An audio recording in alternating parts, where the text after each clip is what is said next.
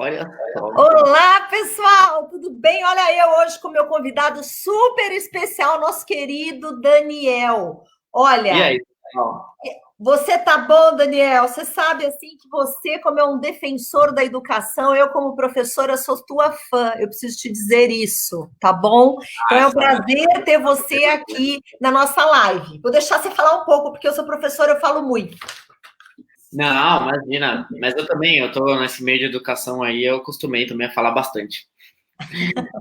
Então, a gente está começando mais um papo novo. E o Daniel, para quem não sabe, é líder do Novo na Assembleia Legislativa de São Paulo. No primeiro ano foi o Rene, não é isso, Daniel? E agora o segundo ano é você. E você tem Exatamente. feito um trabalho super extraordinário. Então, fala um pouquinho, fala um oi pro povo aí, conta alguma coisa bacana. Então, a gente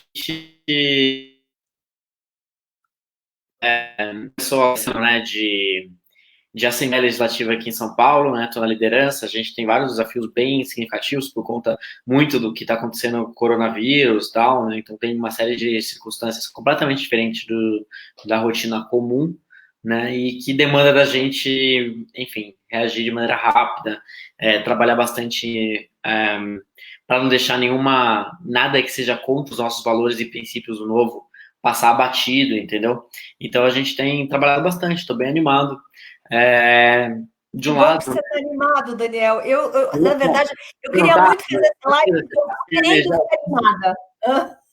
como é que é?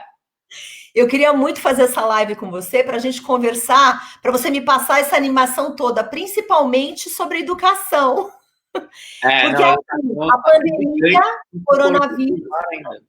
Hã? O que foi? Eu disse que educação é um desafio gigantesco, e com todo esse problema, né, da epidemia e tudo mais, é um desafio maior ainda. Então, Pois é, porque as aulas estão paradas.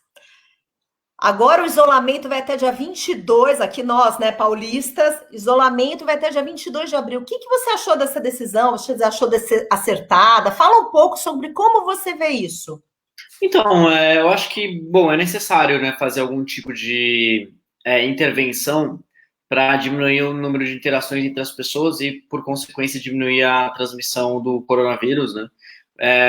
Até para o Estado, né, para os governos ganharem tempo e ampliarem a sua infraestrutura de atendimento de saúde, né? Então, desde pequena, baixa e média complexidade, com os hospitais de campanha, com os leitos que São Paulo aqui avançou, até alta complexidade, né, com as UTIs voltadas para o coronavírus, que são UTIs que são diferentes de uma UTI normal, então até isso, poxa, gera uma complexidade maior, né, estruturar todo o RH das pessoas que vão trabalhar na saúde, porque é um risco enorme, né, na Itália, não sei se chegou a ver, Adri, mas mais de 40% do pessoal que trabalha com saúde foi contaminado.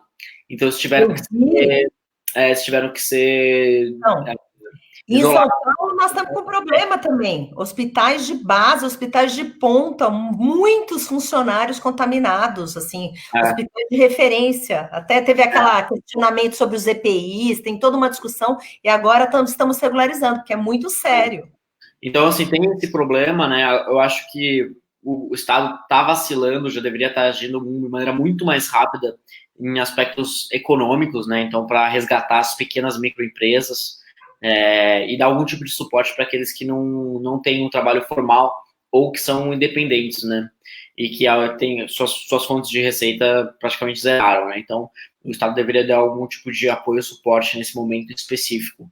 Agora, isso não está acontecendo, isso está sendo anunciado, mas tem muita burocracia para implementar, né? Então, esse é um grande problema. E eu acho que, no final de contas, a gente só vai estar apto para sair dessa quarentena quando a gente tiver um mínimo de capacidade de testes, isso é muito importante.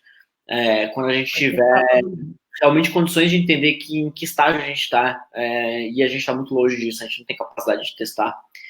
E a gente precisa desses dias aí a mais para conseguir expandir essa capacidade.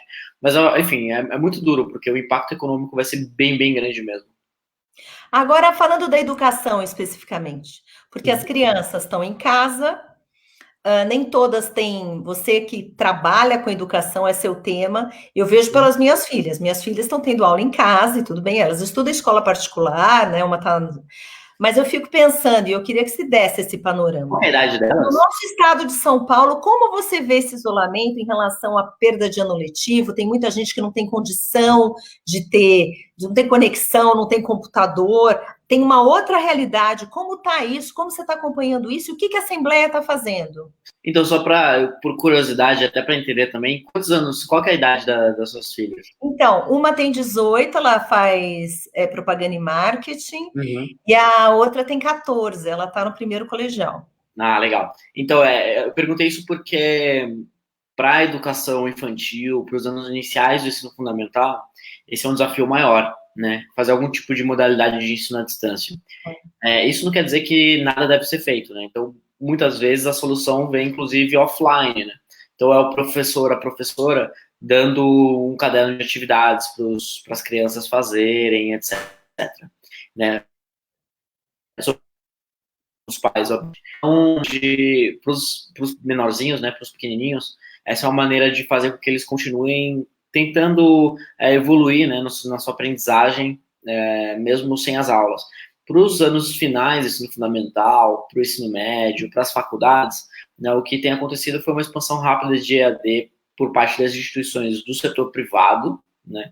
Então, por exemplo, você vê em SPGV, várias universidades, não só as de ponta, mas todas as, mesmo aquelas que têm infraestruturas enormes, tá, todas já se adaptando muito rápido, né? E todas elas já tocando o dia a dia normalmente. Do outro lado, as instituições públicas estão sofrendo muito mais.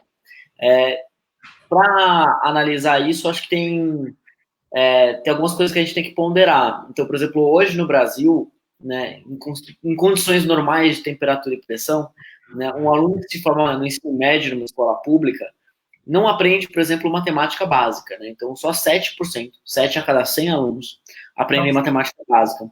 Então, assim, não ter aula, no limite, tem um dano grande, mas a escola, ela também já está num nível tão baixo, entendeu? Que eu imagino que essa crise toda poderia ser até uma oportunidade para as escolas públicas testarem outras ferramentas de tecnologia.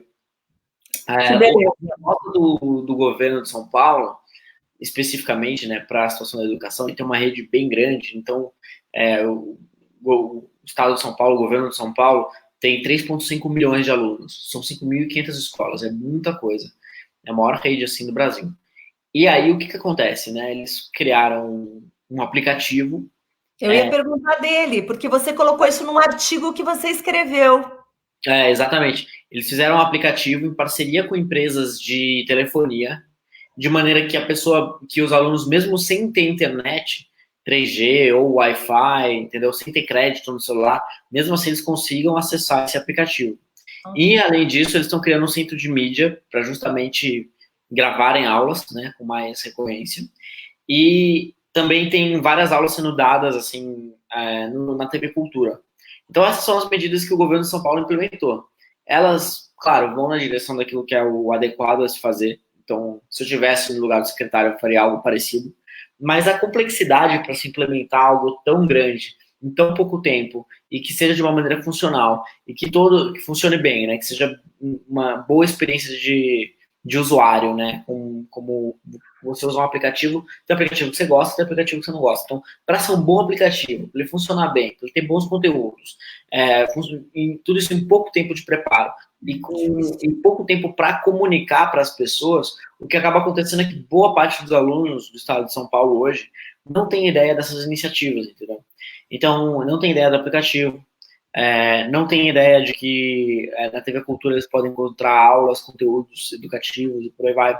Então, esse é um desafio enorme, gigantesco, que o secretário e a equipe dele tem pela frente, né? Eu imagino que todo secretário de educação tem pelo Brasil, né, fora, né? E que, enfim, mais uma vez mostra o quanto que o setor privado responde muito melhor às demandas do mercado do que o setor público, né? As universidades, mesmo a USP, que é uma baita universidade, vários departamentos, muita gente sem ter aula. Pois é, eu achei isso um absurdo quando eu fiquei sabendo. Como é que a USP tem um monte de aluno, milhares de alunos sem aula, e falam que muitos não têm acesso. Gente, o que é isso? Ensino superior, USP? Eu fico pensando, imagina outros estados, imagina no resto do Brasil. Gente, assim, é muito assustador tudo isso. Agora, o conselho da USP, né, o conselho consultivo da USP, e até perguntei para o reitor no grupo que a gente tem sobre isso e tal, e eu recebi algumas respostas, tal, mas nenhuma contundente, falando assim, olha, o plano é esse, a gente vai tirar esse tempo para planejar, depois a gente vai implementar dessa forma. Não tive. Então isso mostra assim, cada departamento vai dar o seu jeito. Então mostra o quanto que, sabe, nessas situações de crise, ter uma coordenação centralizada é bem importante. Sobretudo com uma instituição como essas universidades públicas, né, que são muito grandes, que tem dezenas de milhares de alunos e por aí vai. Tem uma comunidade muito grande, né, muito extensa. Então, é muito importante que eles tivessem um planejamento, uma maneira unificada de reagir à crise, né, mas isso não aconteceu. Isso mostra, né, o quanto que, mesmo instituições boas, não conseguem reagir.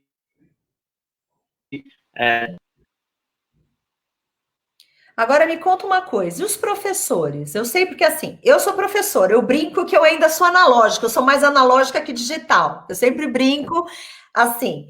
E eu fico pensando, como você vê os professores paulistas? Você acha que eles estão capacitados para dar aula remotamente? Eu estou estudando, estou aprendendo, é Zoom, é Canvas, a gente está, mas eu estou correndo atrás. Mas como continuando a aula, Dri? São Paulo, hã? Você continua dando aula na GV e tal? Tarde. É o que me dá energia e paz, porque eu brinco que a gente tem que manter sempre uma turminha ativa, discutindo. Então, é o que me dá realmente sanidade. Sim, imagino. Eu já estou perdendo a minha aqui. Só com então, vai dar aula que ajuda muito. Mas me fala o que você acha dos professores, Dani. Você acha que eles... como é que são os professores paulistas da tua visão? Vocês discutem isso na Câmara? Se eles são capacitados para dar aula remota? Porque é uma outra coisa, né? Um outro lógica. Então, o que acontece, né? No setor privado, né? Não tem como olhar assim de uma forma unificada. Tem que separar setor privado e setor público. No setor privado, muitos professores foram pegos de surpresa, né? Então, tendo que aprender a se virar nesse novo contexto. Isso é ótimo, porque todos esses professores das escolas, das faculdades privadas, estão tendo essa, pela maior parte das vezes, né, a primeira vez que eles estão utilizando uma ferramenta de tecnologia assim, para dar aula, num contexto completamente diferente. Então, isso vai ser muito bom, porque para muitos professores vai destravar a barreira que existe com tecnologia. Então, eu acho que vai ter um efeito positivo enorme. Para os professores da área pública, como o Estado não consegue acompanhar, isso não vai acontecer da mesma maneira, né? Então, vai ser uma oportunidade que não vai ser tão bem capturada na área pública, provavelmente. O que seria uma forma muito boa do Estado utilizar a tecnologia nesse contexto? Poxa, se existe um currículo, né, de todas as matérias, todos os anos, todo esse currículo deveria ser gravado, né? Deveria ter aulas gravadas para cada uma das aulas que estão no currículo. Por quem que deveria ser gravada? Para os melhores professores do estado de São Paulo. Então, essa é uma maneira de valorizar quem são os bons professores, porque existem, quem que são, por exemplo, o estado de São Paulo são mais de 200, são quase 200 mil professores, né, na rede de São Paulo. Quem que são os 100 melhores, os 200 melhores professores? Eles estão por aí, mas a gente não sabe quem eles são. Então, é muito importante buscar valorizar esses profissionais que são fora da curva, que são muito bons. Então, a educação à distância, né, seja uma live, uma aula em formato de live, ou seja, uma aula gravada, poderia ser um espaço em que os professores bons tivessem a oportunidade de, enfim, mostrar o trabalho excepcional que eles fazem. Mas isso também não acontece, né? Pelo menos não na realidade de São Paulo e pelo menos na maior parte dos estados que eu dei uma olhada. Né? Isso ainda não acontece. Mas, como eu disse, São Paulo criou agora aqui um centro de mídias para começar a gravar essas aulas, para começar a ter esse tipo de material à distância. Até porque no momento normal, né, num contexto normal, né, do dia a dia, sem coronavírus, né, existe uma taxa de absenteísmo enorme dos professores. Né? Então, os professores, por volta de 30% a 35% das aulas não acontecem porque os professores faltam. Então, quando o professor falta, o diretor, o que ele faz? Ele pega aquela turma e manda pro pátio para ficar ouvindo música ou jogando bola, alguma coisa assim. Então, essa poderia ser uma oportunidade para essas aulas gravadas serem utilizadas, né? E, sobretudo nelas, né? Em aulas comuns ou quando o professor falta. Então, é um tipo de oportunidade que é gigantesca, que tem um potencial enorme para aumentar a aprendizagem dos alunos do estado de São Paulo, mas que ainda não é implementada, né? Então, e o que eu percebo também é que existe, assim, uma resistência enorme, porque o que acontece? Nós já tivemos várias iniciativas de estudo à distância e outras coisas mais que foram crucificadas, assim.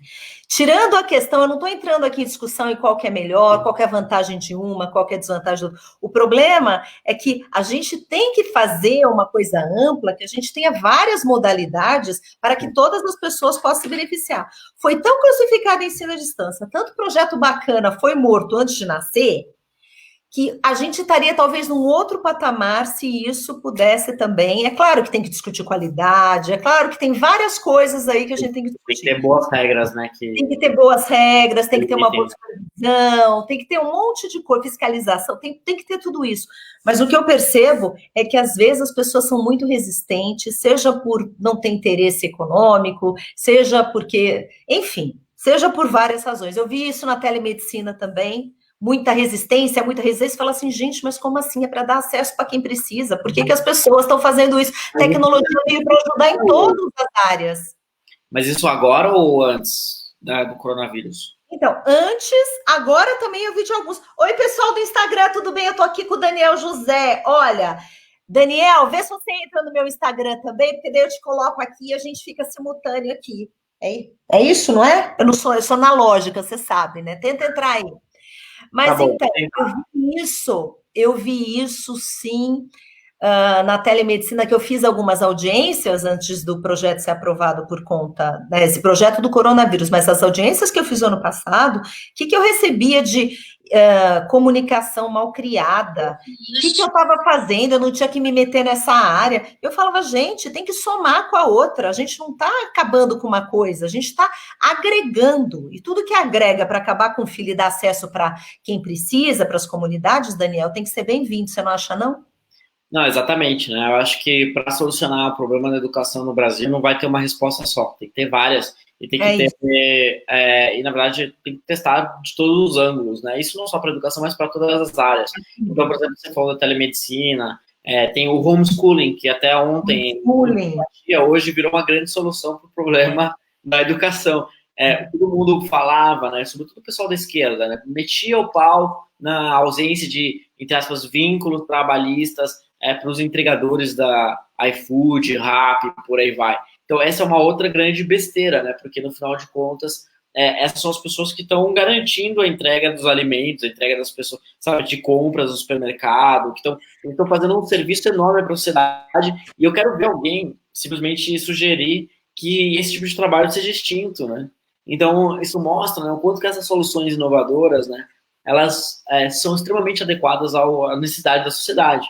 E isso fica estressado justamente agora por conta de uma crise que a gente tem de saúde, né? Então, eu gosto muito de usar o exemplo do homeschooling, assim, porque até ontem, literalmente, todo mundo batia, né? É claro que não é uma alternativa que vai funcionar para a maior parte das pessoas em condições normais, né? Não, mas é mais uma alternativa. A gente tem que ter várias alternativas. Tem várias. Né? Tem que ter chat school, tem que ter voucher. Dani, peraí, aceita o convite aí do Insta, que o pessoal do Insta também não está te vendo. Oi, pessoal do Insta. Peraí que o Daniel vai entrar. Mas será que não vai dar eco? Sei lá, vamos descobrir, Dani. Se der eco, a gente depois faz outro no Insta. Então, olha só, o que eu fico pensando é assim, ele está falando de eco, acho que tem que tirar o som aqui. Vão tirar o som, vão cuidar desse assunto, tá bom? Porque eu não sou tecnológica. Tá, o que eu estava pensando em fazer? Eu queria que você falasse também um pouco, porque a gente já falou um pouco do projeto de telemedicina, e a gente está falando que na educação seria bacana ter várias alternativas, né? E a tecnologia está aí para ajudar. Eu queria que você falasse um pouco, Daniel, você falou do homeschooling também. Você é líder do Novo na Assembleia de São Paulo. Como como que está o engajamento dos nossos parlamentares? A gente só tem deputado estadual fera. Isso, quais são os principais projetos que vocês estão trabalhando lá? Porque o foco está tão coronavírus, tal. Me fala, o que vocês têm trabalhado? Vocês também estão trabalhando na crise do coronavírus, que eu sei, você já falou, a questão da saúde, dos hospitais, mas no que mais vocês têm trabalhado com afinco? Então, tem várias coisas interessantes acontecendo, Dri. Na Assembleia, né, inclusive um colega nosso, amigo, na verdade, deputado estadual do PSL, acabou de entrar aqui, ó. Falou que travou aqui a live, mas que tá voltando. E o Gil Diniz, e aliás, mandar um oi pro Gil. Beleza, Gil? Oi, Gil Diniz, tudo bom? Seja bem-vindo à nossa live. A próxima vez a gente faz 3, tá bom? Exato. E aí o seguinte, o que a gente tem feito é uma iniciativa bem diferente de uma iniciativa comum. É tentar fazer com que todos os deputados sejam coautores de um único projeto, e esse único projeto seja a resposta do Legislativo Paulista para a sociedade. O que acontece é que todos esses projetos têm que ter no mínimo, entendeu? Então isso vai ser um ambiente bastante difícil para a gente negociar. Eu imagino que a gente vai ter bastante entraves, assim, dificuldades para fazer com que um projeto minimamente coerente seja feito e que todos os deputados topem, entendeu? Eu não sei se tá dando, acho que tá dando um eco, não tá? Tá dando eco. Eu vou tentar baixar aqui, pessoal do Insta. É o teu som que tá dando eco. O que eu tenho que falar pro Daniel aqui? Eu não sou técnica. Você tem que tirar o som do teu telefone. Eu tirei do meu, parou de dar eco. Entendi. Tá vendo? Eu, analógico, mas eu já tirei. Daniel, super tech digital. Oi, Dani, vamos lá. Não, sou muito mais analógico do que a impressão inicial, né? Eu sou bem mais analógico. Eu sou a Maria do rabisco. Eu tenho agenda, eu rabisco. Qualquer coisa eu preciso imprimir, eu preciso anotar, eu preciso grifar o desenho.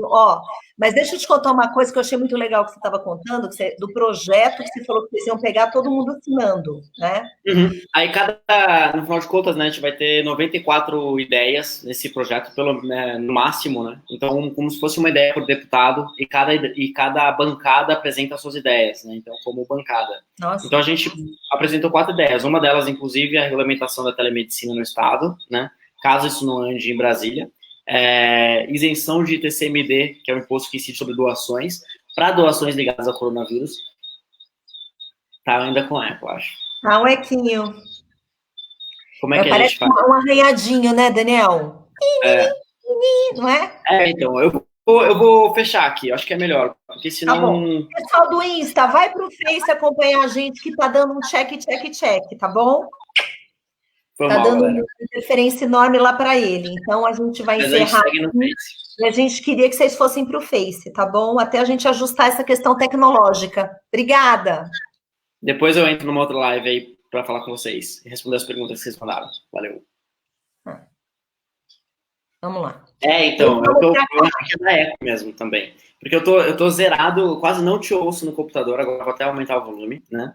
Eu tava deixando no 1 e sem som nenhum no celular, e mesmo assim pega eco. Então, mas isso daí a gente arriscou. Isso de empreendedorismo é o máximo, porque a gente assumiu um risco, colocou uma outra coisa aqui sem testar antes, foi tudo bem, a gente improvisou, mas no próximo a gente vai estar craque e valeu, e tá tudo certo. Agora, Dani, você sabe que o projeto da telemedicina, as pessoas falam, nossa, mas como que você conseguiu? Porque, assim, de uma semana para outra já entrou na pauta, já tá... E eu fiz exatamente isso. Eu fui na comissão e eu pedi para todos os deputados da comissão assinarem comigo. Eu falei, gente, tem que ser uma coisa junta. E principalmente lá, inclusive, tinha muitos médicos que, num primeiro momento, se mostravam, não contra, mas com alguma resistência à telemedicina. Eu falei, ou essa comissão para junto, pensa junto e constrói junto, ou a gente não vai sair do lugar nunca. Então, eu acho que essa iniciativa que vocês estão tendo de sentar as bancadas, cada uma dar sua ideia, é genial, porque eu acho que o único jeito de construir é esse. E é difícil, viu? Mas ela é necessária, né? Então, uma das propostas principais que a gente colocou nesse pacote aí de ideias para compor esse projeto de coautoria dos 94 deputados estaduais foi justamente o corte de salário, né, dos políticos e de toda a elite do funcionalismo público, nos mesmos moldes que vocês fizeram em Brasília. Então, esse vai ser talvez o ponto mais complicado nesse grande projeto, né? Porque tem vários deputados que são a favor, tem vários deputados que são muito contra esse projeto. Então, então não sei como é que foi aí em Brasília isso daí. Então, os muito contra, tinha até coautor que, na hora do vamos ver de aprovar o projeto, na hora que exigiram emenda para colocar coisa ali, ó, eu fiquei bem nervosa, e principalmente porque era virtual. Eu não estava lá, porque tinha sido proibida a entrada, só os líderes poderiam estar lá. Eu, autora do projeto, estava em São Paulo, dependendo de alguém liberar meu microfone, porque isso é um capítulo à parte, o plenário virtual, assim, eu estou sofrendo horrores com isso. Para 513 é impossível. Né? Para 513 é impossível, e não é só isso, né? A regra não é clara, libera o microfone, gente, você está querendo gritar, falar alguma coisa ali, você grita, eu grito com o meu cachorrinho, coitado, porque que não tem nada a ver com isso. Mas como tem sido vocês aqui? Vocês têm tido votações virtuais? Vocês têm ido até a Assembleia? Como é que está isso aqui em São Paulo? Não, a gente está tendo a mesma coisa, votação por Zoom, reuniões por Zoom, tudo virtual, tudo virtual. Tudo virtual. Hoje eu tive uma reunião, durou a tarde inteira. Uma reunião que durou quase a tarde inteira, assim, foi uma loucura.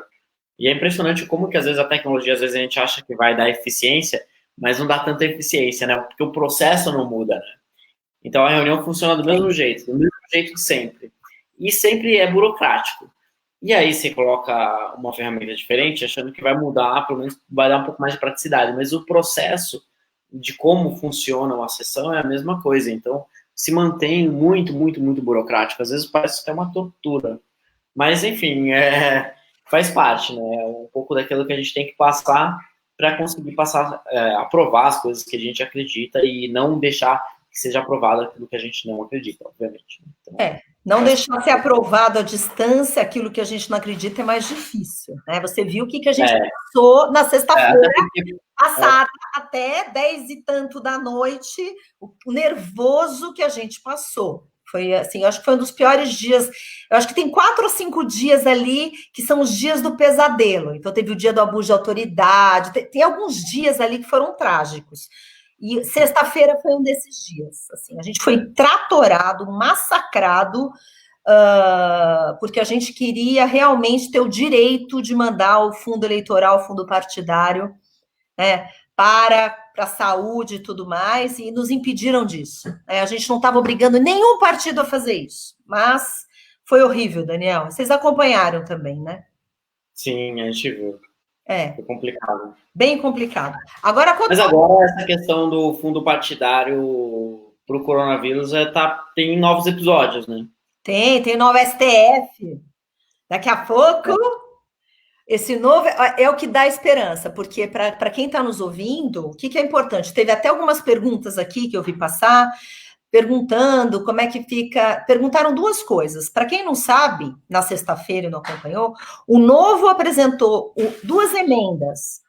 Uma de redução de salários e cortes de salários, né? De todo mundo. Qual que era o nosso objetivo? A gente acha que todo mundo tem que colaborar. As pessoas falam muito de salário de deputado, quando vai baixar salário de deputado, beleza, porque todo mundo tem que dar sua contribuição, mas os 3 poderes têm que dar a sua contribuição. Né? E, gente, tem pessoas que ganham 80 mil, 100 mil, extrateto, vocês sabem disso. Então, é um absurdo. O Daniel mesmo, os levantamentos dele, aqueles super salários da USP, né, Dani? Tem umas coisas... Tem muita coisa. O que acontece é que o principal argumento, né, que está em erro, que você acabou de falar, é o seguinte: todas as crises que aconteceram na história do Brasil, quem pagou 100% da conta foi o setor privado. O setor público nunca contribui com o pagamento dessa conta. Por quê? Porque é muito rígido, você não consegue demitir, você não consegue diminuir salário, você não tem margem nenhuma, sabe, de alteração de contratos de trabalho. Então, o que acaba acontecendo é que o ajuste vem todo através de desemprego no setor privado. E aí, isso é uma maneira da gente falar assim, não, pera lá, vamos mudar algumas regras para que o setor público também pague um pouquinho da conta, divida um pouquinho da conta. E aí quando a gente começou a falar isso, né, nessa semana, já vem deputado falando, não, mas eu vivo do salário de deputado, eu não sou rico, tudo mais, todo o meu salário é dedicado para minha família, que ajuda o meu pai, que não sei o quê, que meus filhos, que não sei o que lá, tudo mais. Ok, tá bom, mas olha só, tem um monte de gente nessa mesma situação, ganhando menos que você, né? No setor privado, que não estão perdendo 20, 30% da renda, estão perdendo 100% da renda, porque foram demitidos, né? Então, muitas vezes, assim, falta entender o básico de como o setor privado funciona, de como a vida real é. Então, infelizmente, né, tem muito deputado por aí que é completamente descolado da realidade, ou não tem o mínimo de empatia para entender como que vive as pessoas que estão trabalhando no setor privado, né? Não, Que é a e maior mais parte do da que população isso. brasileira, que paga a conta do serviço público, né? Então, O serviço público se mantém através dos impostos. Então, o setor privado trabalha, produz, paga a conta do setor público, que durante a crise não contribui nada. Então, isso é muito complicado.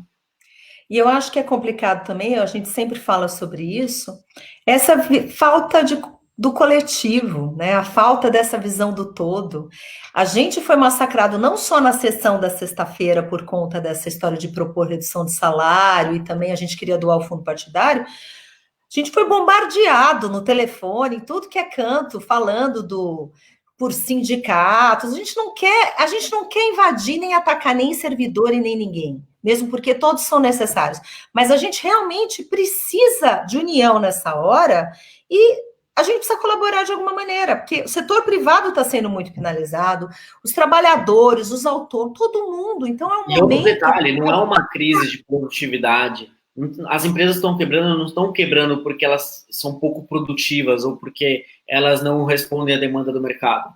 Elas estão quebrando, ou elas estão tendo dificuldades, estão tendo que demitir pessoas e estão passando por uma crise porque o Estado impôs que elas fechassem por uma questão de saúde pública, que é razoável, né? Que é necessário diante de tudo aquilo que está acontecendo no mundo inteiro. Ok, né? Óbvio, né, por um período limitado de tempo. Né, daqui a pouco vai ter que encontrar alguma forma de voltar e voltar logo, porque senão a gente é um país pobre, diferente de vários outros países que a gente passar muito mais tempo assim.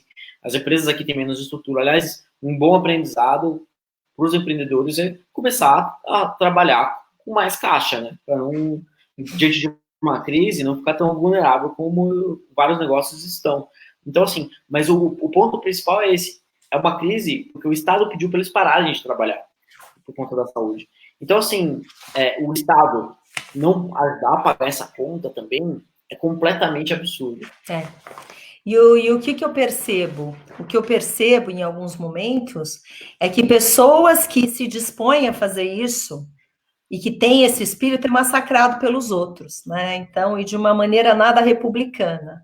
Eu espero, sinceramente, Daniel, que essa possibilidade no STF, da gente ter a possibilidade e os partidos terem a possibilidade de devolver o seu fundo partidário, destinar para a saúde, eu espero que isso abra um caminho para, inclusive, levar as pessoas à reflexão. Porque o que eu fico me perguntando naquela guerra ali, que a gente foi chamar de oportunista, que não tinha nada a ver com aquele assunto, e a gente acha que tem tudo a ver. A gente está falando de orçamento público, a gente está falando de orçamento público, a gente está falando de 3 bi, que pode ser destinado para a saúde, a gente está falando de orçamento de guerra. Guerra inclui entradas e saídas. A gente estava discutindo a entrada. O ponto é que as pessoas só querem discutir o que tem que pagar. Como arruma dinheiro para pagar, ninguém discute. Quem paga sempre é o mais pobre, quem paga sempre é o setor privado. É isso que a gente já estava discutindo.